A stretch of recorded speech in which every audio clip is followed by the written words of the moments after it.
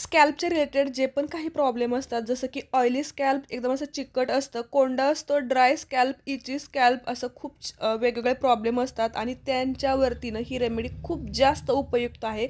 Hello friends, मी वर्षा आपलं सर्वांचं मनापासून स्वागत करते. कसे आहात सगळे? मी मस्त आणि मजेत आहे. तर बघा, आजच्या व्हिडिओमध्ये आपण खूप सुंदर आणि एकदम सोपी रेमेडी बघतोय. मला काही जणी म्हटले होते की एकदम चिकट किंवा असं ऑइली स्कॅल्प असेल तर काय करायचं, किंवा ड्राय स्कॅल्प कोंडा असेल ना तरीसुद्धा काय करायचं. तर ही रेमेडी त्यांच्याचसाठी आहे. आणि बघा, ज्यांच्याकडे जास्वंदीची फुलं नाहीत ना, तर त्यांनी काय वापरायचं हे मी आजच्या व्हिडिओमध्ये सांगणार आहे. तर बघा, मी दरच वेळेस तुम्हाला म्हणते की नाही, जास्वंदीच्या फुलांऐवजी तुम्ही पानं वापरा. पण पानं वापरून मी अजून एकही रेमेडी केलेली नव्हती. मागची रेमेडी केली, पण त्याचाच हा दुसरा पार्ट म्हणू शकता. म्हणजे एकतर तुम्ही तसंही करू शकता सगळ्या केसांना ट्रीट करण्यासाठी, किंवा ही रेमेडी तुम्हाला ट्राय करायची आहे. तर इकडे मी कढईमध्ये एक तांब्या म्हणजेच 1-1.5 ग्लास पाणी घेतलेलं आहे आणि 2 फुलं टाकलेली आहेत दाखवण्यासाठी तुम्हाला. आणि त्याच्याऐवजी आपण इकडे पाने वापरतोय.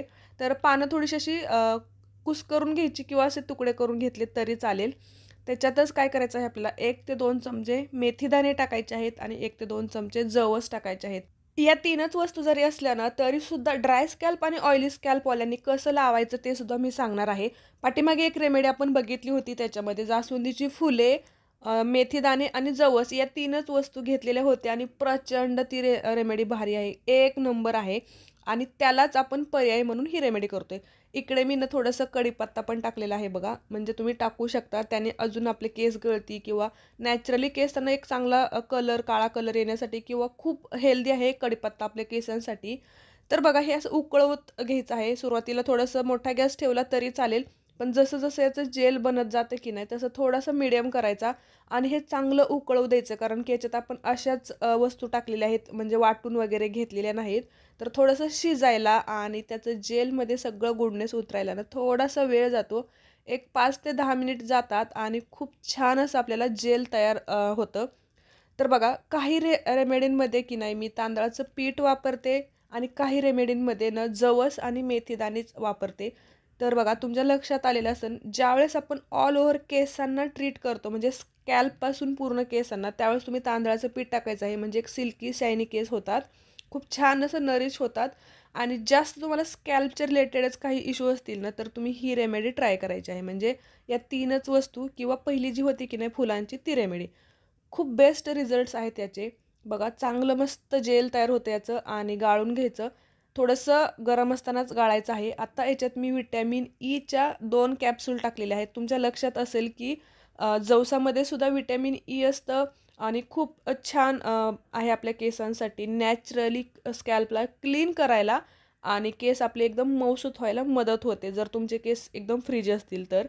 त्यासोबतच मेथी दाण्यांनी तर बघा, प्रोटीन, एकदम विटॅमिन्स भेटतात, केस आपले मऊ व्हायला. आणि स्कॅल्पला जर तुम्ही छान असाचा स्प्रे जरी केला की नाही तरी केस गळती कमी व्हायला, ब्लड सर्क्युलेशन व्हायला, म्हणजे खूप हेल्दी आहे मेथी दाणे तर आपल्या केसांना. आणि जास्वंदीच्या फुलाचं तर सगळ्यांनाच माहिती आहे की एक फुलच म्हणजे फक्त फुलांचे कितीतरी रेमेडी होऊ शकतात. आणि त्याच्याऐवजी आपण इकडे पानं वापरलेली आहेत. अमिनो ॲसिड असल्यामुळे केसांना हे डायरेक्ट केस वाढायला मदत करतं आणि सगळेच केसांच्या प्रॉब्लेमवरती काम करतं. तर बघा, पूर्ण रेमेडी तयार झालेली आहे. मी चांगलं मिक्स करून घेतलेलं, त्याच्यात कोणतंही तेल टाकलेलं नाही यावेळेस ॲप्लिकेशन करतोय आपण. आणि बघा का, तर मी प्रॉपर माझ्या केसांना ऑइलिंग केलेलं आहे, तुम्ही माझ्या केसांवरून बघू शकता. आणि जरी तेल लावलेलं असलं की नाही तरी केस असे एकदम छान असे आपले सुटसुटीत करून घ्यायचे, सरळ करायचे. म्हणजे ज्यावेळेस आपण कोणतीही रेमेडी तुम्ही केसांना लावताना तर ती छान लागली पाहिजे, म्हणजे केसांचा गुंता वाढला नाही पाहिजे असं करायचं. केसांना छान जपायचं, तरच मग केस आपले तुटत नाहीत. आणि एकतर गळणारे केस असतात, त्याच्यात आपण जर असं तोडत बसलो किंवा असे वेगवेगळे केस तुटले ना तर नाही का जास्तच आपला हेअरफॉल झाल्यासारखं आपल्याला जाणवतं. त्याच्यामुळे थोडंसं शिस्तीने कोणतीही रेमेडी लावायची आणि शक्य होईल असं जेल फॉर्ममध्येच जास्त रेमेडी बनवायच्या. म्हणजे काय होतं, धुतानाही सोपं जातं आणि छान स्कॅल्पला त्याला पेनिट्रेट व्हायला मदत होते. तर इकडे मी ऑइलिंग केलेलं आहे.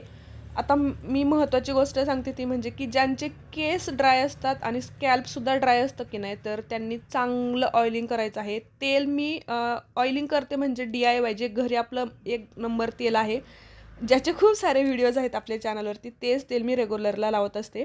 कधी-कधी त्याच्यात मग व्हिटॅमिन ई किंवा थोडंसं एरंडेल तेल किंवा ऑलिव्ह ऑइल असं सुद्धा मिक्स करत असते. तर बघा मस्त लावलेलं आहे की नाही आणि ज्यांचे केस ऑलरेडी खूप चिकट आणि एकदम ऑइली स्कॅल्प आहे की नाही, त्यांनी या मिश्रणामध्येच थोडंसं तेल टाकायचं आणि लावायचं. आधीच ऑइलिंग नाही करायचं. तर 1 तास केसांना ठेवायचं आहे आणि त्याच्यानंतर शॅम्पूने केस धुवायचे. तुमच्या केसांमधला कोंडा, त्याच्यासोबतच ड्रायनेस असेल, ऑइली पण स्कॅल्प असेल किंवा असं जे इची स्कॅल्प असेल ना, तर हे सगळेच प्रॉब्लेम कमी होतात, दूर होतात रेग्युलर केल्याने आणि हेल्दी स्कॅल्प होतं आणि त्याच्यासोबत आपले केससुद्धा एकदम मॅनेजेबल, मऊसूत होतात. तर आजचा व्हिडिओ तुम्हाला कसा वाटला हे मला नक्की कमेंट करून सांगा. व्हिडिओ आवडला असेल तर लाईक करायचा आहे. धन्यवाद.